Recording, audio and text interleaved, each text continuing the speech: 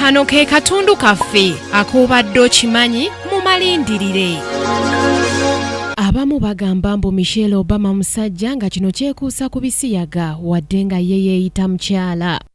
Naye ekyo ffe tetujja kukyesibako wabula ekiriwo kiri nti Hussein Barack Obama musajja mufumbo yasisinkana ne mukyala we Michelle mu 1989 mu kampuni y'amateeka emu olwo nno ne batandika omukwano. Oluvannyuma baafumbiriganwa mu butongole mu Okitoba omwaka 1992 ng'ennaku z'omwezi 3 mu kkanisa ya Trinity United Church of Christ mu kibuga Chicago. Ebirabo by'enda zaabwe biri bibiri byokka nga bya buwala okuli Maria Ann Obama eyasaalibwa mu 1998 n'omuto Natasha Obama eyazaalibwa jjo ly'abalamu mu 2001. Enzikiriza y'amaka gano ekyatankanibwa ng'abamu bagamba mbu balokole ate abandi nti baprotestanti. Omuntu yenna eyeesimbyewo ku kuvuganya ku bukulembeze bw'eggwanga lyonna mu biseera by'okuwenja akalulu ayogera era ayanja byonna by'anaakola mu nnaku z'ekikumi ezisooka ng'ali mu nnyumba y'obukulembeze. Na bw'atyo Barack Obama ng'awenja akalulu yayanja bw'ati ensonga ze ku biki bye yali agenda okussaako omulaka. Yategeeza nga bwe yali ow'okulwana obwezizingirira okukomya olutalo olw'omunda olwali mu ggwanga lya Somalia, okumalawo ekinyoolankoto n'obulumbaganyi obwali bukolebwa ku ggwanga lya Afghanistan, olutalo olw'omunda mu ggwanga lya Syria, okukomya obumulumulu obwali mu mawanga ag'enjawulo agali mu kyondo kya Buwalabu, n'okusingira ddala Libya nga kw'otadde n'okuwenja Ssaabatujju Osama bin Laden n'ebirala bingi. Mu kisanja ekyokubiri ekyatandika mu mwaka gwa 2012 okutuusa kati yakona ku nsonga z'okukomya ekittabantu mu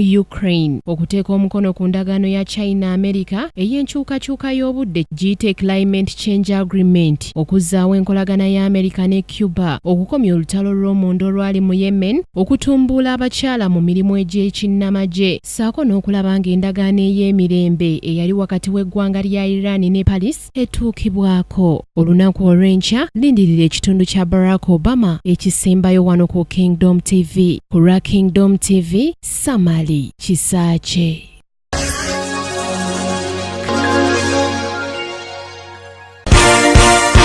This is Kingdom TV.